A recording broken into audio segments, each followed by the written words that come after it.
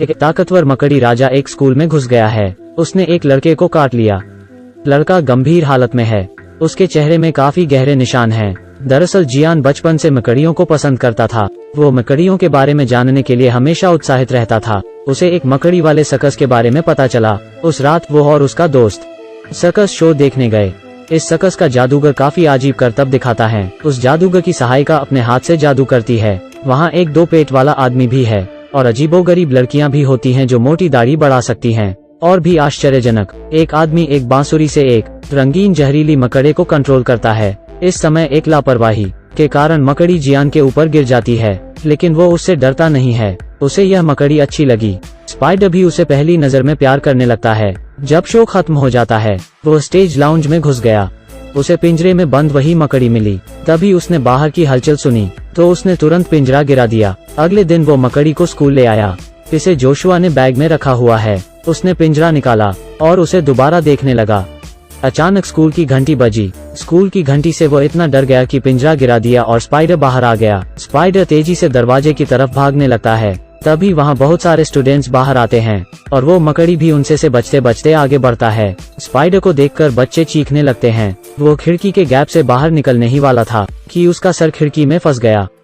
Joshua ने खिड़की को नीचे खसकाने का प्रयास किया। वो दरअसल उसे मारना चाहता है, लेकिन मकड़ी उसके कब्जों में आ गई और उसके चेहरे पर रेंगने लगी। लड़का काफी डरा हुआ है। वो थोड़ी देर के लिए शांति से खड़ा हो जाता है। लड़का तुरंत होश खो बैठा। उसका दोस्त ये सब देखकर स्तब्ध है, तो वो वापस सर्कस में जाता है। वहाँ वही आदमी मिला जो मकड़ियों से करतब दिखाता है। वो कहता है कि वो उस मकड़ी को उसे सौंप देगा। वो दरअसल उस आदमी से सौदा करने आया होता है और वो दोनों ने एक दूसरे की मदद करने की बात कही। वो लड़का उस आदमी का सहायक बन गया। यह एक सौदा है। उसकी मकड़ी चुराने के लिए यह एक छोटी सी सजा है। अब उस लड़के की उंगलियां कट गईं। उन्होंने कुछ रिचुअल किए और जोशुआ बच गया।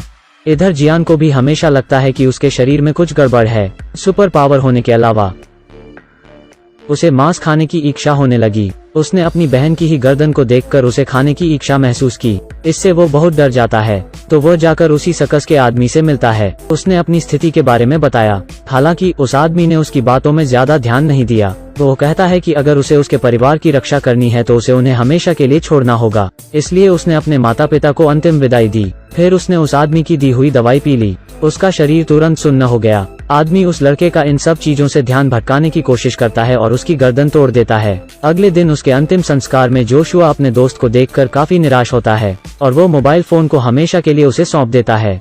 लड़के के परिवार वाले उसकी मौत से काफी दुखी रहते हैं। हालांकि ताबूत के अंदर वो लड़का अभी भी जिंदा है और उसके दोस्त के फोन से खेल रहा होता है। यह अब तक का सबसे अजीब अंतिम संस्कार है। सब रो रहे हैं और मातम मना रहे हैं और लड़का ताबूत में जिंदा है, क्योंकि यह एक नकली अंतिम संस्कार है। अब वो बेसब्री से इंतजार कर रहा है कि कोई उसे खो दे। इस तरह इसने रात गुजारी। वो सर्कस का आदमी उसकी कब्र खोदने लगता है और अंत में उसे बाहर निकालता है। वो उसे अपने अड्डे में ले जाता है। यहाँ उसे एक अच्छा दोस्त मिला जो कि ग्रीन मैन है। उसे यहाँ एक गर्लफ्रेंड भी मिलती है, लेकिन उसकी प्रेमिका की अजीब सी पूंछ रहती है। लेकिन यह सब लंबे समय तक नहीं चलता। उसे पता चला कि उसके परिवार को अगवा कर लिया गया है। उसके परिवार के हाथ पैर बांध कर रखा गया है। तभी वहाँ जोशुआ आ जाता है। यह पता चला है कि जोशुआ को एक मकड़ी ने काट लिया था, लेकिन इसने उसे भी वैम्पायर बना दिया था। अब वो चाहता है कि उसका दोस्त आत्मसमर्पण कर दे, नहीं तो वो उसके परिवार को मौत के घाट उतार देगा। हालांकि जियान ने कभी मानव रक्त नहीं पिया है।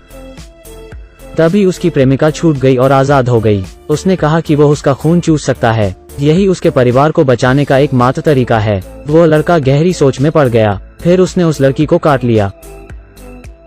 दोनों लड़कों के बीच लड़ाई शुरू हो गई। जल्द ही लड़के ने जोशुआ को हरा दिया, लेकिन उसे अंत में अपने दोस्त में दया आ जाती है। उसने आखिरकार अपने दोस्त को एक आखिरी मौका दिया। उसने शर्त रखी कि आगे वो किसी को नुकसान नहीं पहुंचाएगा। सौभाग्य से जोशुआ इस बात पर सहमत हो गया। आखिरकार वो फिर से कैंप में लौट आया। वो अपनी गर्लफ्रेंड के साथ सुखी जीवन व्यतीत करने लगा। हालांकि उसकी पूंछ अभी भी काफी अजीब है। तो यह रही आज की कहानी। उम्मीद है ये आप सभी को अच्छी लगी होगी। मजेदार कहानी देखने के लिए लगातार हमसे जुड़े रहे। लाइक और फॉलो करें। धन्यवाद।